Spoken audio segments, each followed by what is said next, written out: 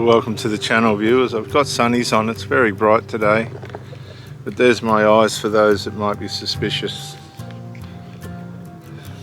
It's not to say that there aren't medicinal purposes for marijuana and all these types of things. Nobody would ever want to take that away.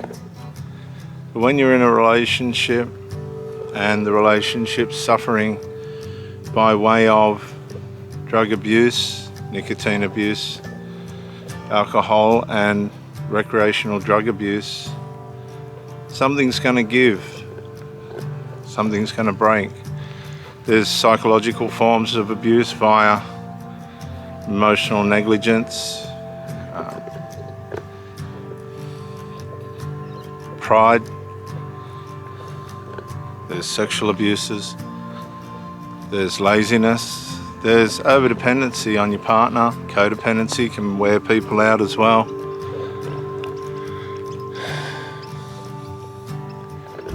I think negligence is the big one that gets to people, particularly in our day where they've got all sorts of options and ways in which they can strike back and say, look, this ain't right, this ain't fair. But it's hard when you meet someone and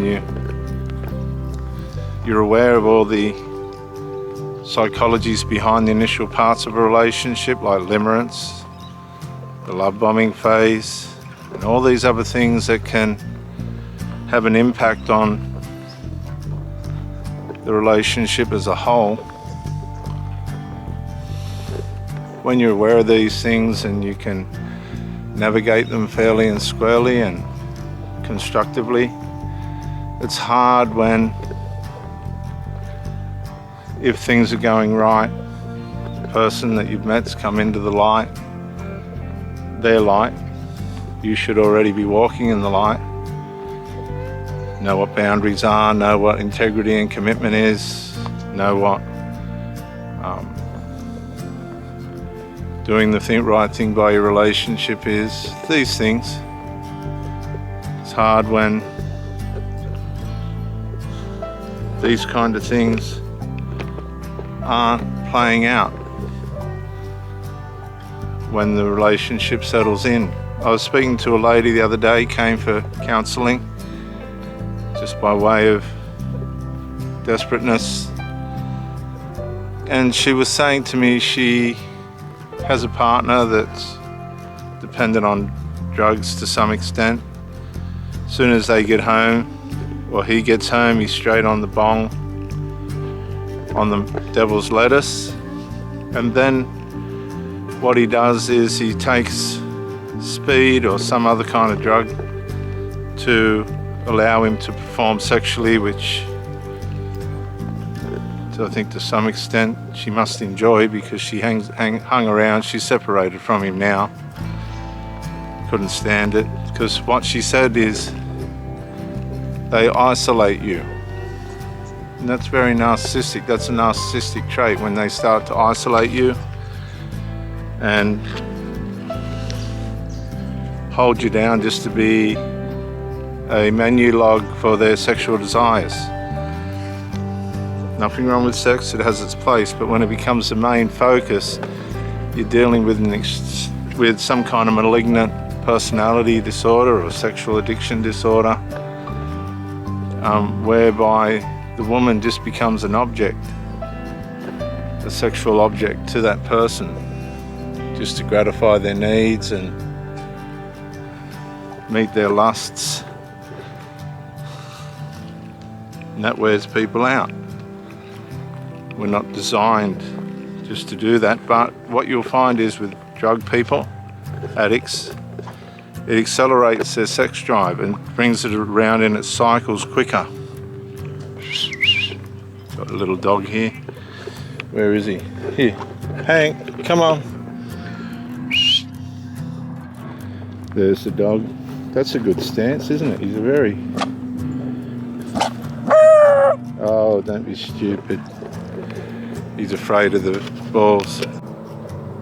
And I guess it comes down to what you like. There are people that like that kind of lifestyle. I've had partners that have come into the light and began to heal. But there've also been people of unresolved. There hasn't been resolve. Come on, Hank.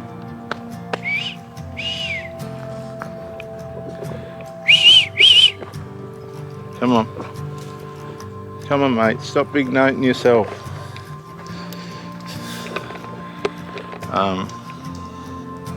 I can't see and this is what happens to a lot of drug people. They live in a realm of unresolved. They've got all the emotions and things firing one minute. You know, everybody's wham bam, thank you ma'am. But underneath it all, there's this whole world of unresolved. And everything turns in on them.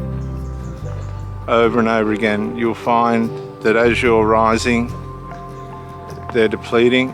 They're not paralleling with you psychologically. They're not paralleling with you spiritually. They've got a tendency to waste what value they get out of the relationship on things that are not going to give them a return, which is a real sign of immaturity and possibly some kind of personality disorder of one type or another that is sabotaging their decisions, the way in which they perceive things as to what they think is best for them when it's not. It's got a way of them making micro incremental choices that work to their detriment and not to their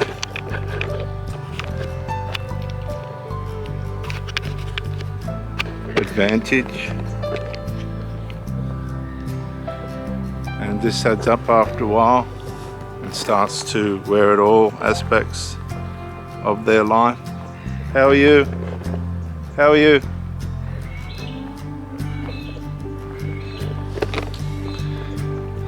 Eventually things start to accumulate, little micro incremental problems accumulate and begin to wear at the psyche of the person, which then in turn causes them to pursue more of the sedation, because it is sedation. Dope and alcohol and all that other stuff does sedate you one way or another. And the micro incremental bad choices that they make accumulate. Here, come out of there, up, quick. He'll cut himself on the oysters. Come on, mate. And so the micro incremental lacks of resolve. Come up here, please.